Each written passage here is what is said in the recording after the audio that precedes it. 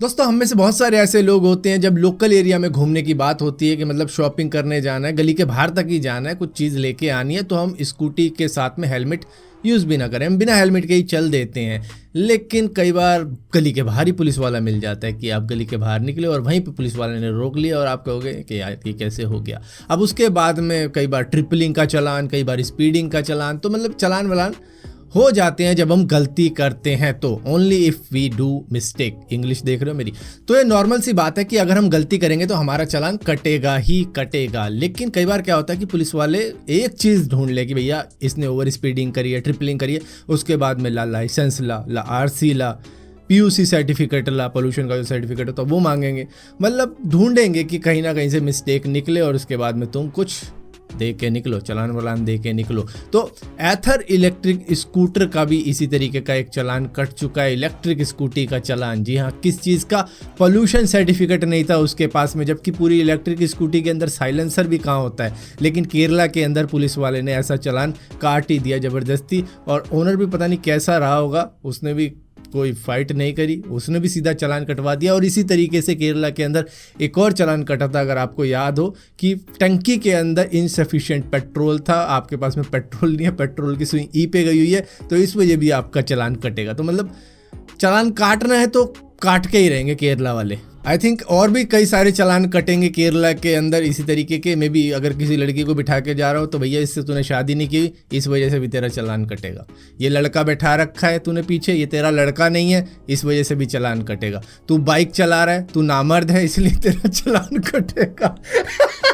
दोस्तों Elon Musk का आपको बड़े अच्छे तरीके से मालूम है, ये थोड़ा कैसेनोवा टाइप का बंदा है। मतलब गर्लफ्रेंड लड़कियां बदलता ही रहता है, और ये अब से नहीं, यूनिवर्सिटी के टाइम से ऐसा कर रहा है। दरअसल यूनिवर्सिटी के टाइम पर इनकी एक गर्लफ्रेंड थी, जेनिफर जेनी, जो कि 90s की बात है। मतलब 1994 से लेकर 1995 तक ये मतलब गर्लफ्रेंड बॉयफ्रेंड रहे थे, इनका रिलेशनशिप रहा था।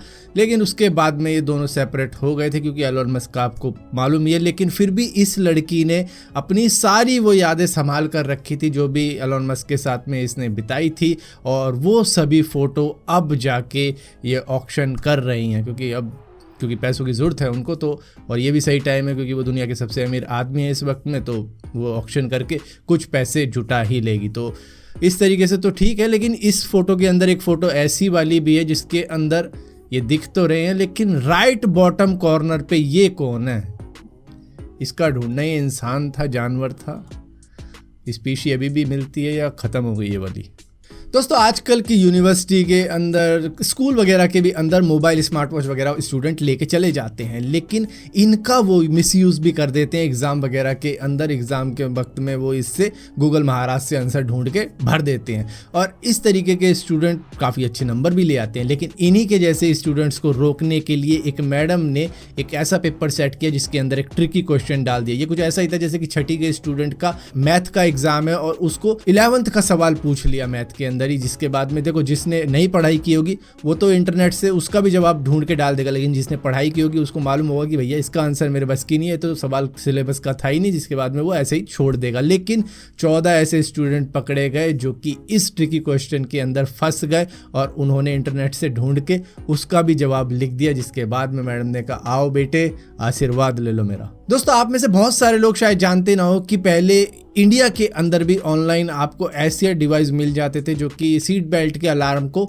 स्टॉप कर देते थे। क्या होता था कि कई लोग जो सीट बेल्ट नहीं लगाते, तो कार जब थोड़ी सी स्पीड पकड़ती है तो सीट बेल्ट अलार्म बजने लग जाते हैं, जिसके बाद में लोगों को सीट बेल्ट लगानी ही पड़ती है मजबूरी में। लेकिन यूएस और यूके के अंदर अब इस तरीके के डिवाइसेस को बैन कर दिया गया है। शायद इंडिया के अंदर भी पहले से ही बैन कर दिया गया था, जब मालूम चला था कि इस तरीके के डिवाइसेस भी चल रहे हैं, जिसकी वजह से लोग सीट बेल्ट पहनते ही नहीं है, क्योंकि अब अलार्म बज ही नहीं रहा है। तो यही शायद इंसिडेंट रहा था जिसकी वजह से साइरस मिस्त्री की मौत हुई, क्योंकि उन्होंने भी सीट बेल्ट नहीं पहनी थी। दोस्तों हरियाणा का एक केस सामने आ रहा है जिसके अंदर Redmi 6A मोबाइल एक्सप्लोड हो गया है एक महिला का रात में सोते वक्त, जिसके बाद में वो महिला अब इस दुनिया में नहीं रही है, क्योंकि उन्होंने मुंह के पास ही अपना ये फ़ोन रखा था और वो उसको मुंह के पास में रख के सो गई थी। मैं हमेशा कहता हूँ कि भाई फ़ोन थोड़ा दूर रख के सो, अपने मुंह के पास में, सर के पास में इतना नहीं होना चाहिए जिसकी वजह से आपको इंजरी हो सकती है, क्योंकि बैटरी का कुछ पता नहीं होता, अच्छे अच्छे मोबाइलों की बैटरी फटी है। और अभी तो नॉर्ड का भी आपको मालूम होगा, नॉर्ड के साथ भी इस तरीके के केस हुए थे, सैमसंग के साथ में बहुत हुए हैं। तो मोबाइल को ना ही चार्जिंग पे लगाओ रात के वक्त में, जब आप सो रहे हो कि चार्ज होता रहेगा रात भर, वो भी नहीं करना चाहिए। और मोबाइल को थोड़ा दूर ही रखना चाहिए, और हो सके तो सेफ़ एरिया में रखो, जहाँ पर अगर आप समझते हो कि चलो एक्सप्लोड हो जाता है, मतलब कोई नहीं सोचेगा कि मेरा फ़ोन एक्सप्लोड होगा, कोई नहीं सोचेगा इस ज़िंदगी में, तो कोई नहीं सोचेगा। तो जब होता है तब पता लगता है, तो अपने फ़ोन को एक ऐसी जगह पर रखो जहाँ पर कुछ हो भी जाता है तो दिक्कत ना हो।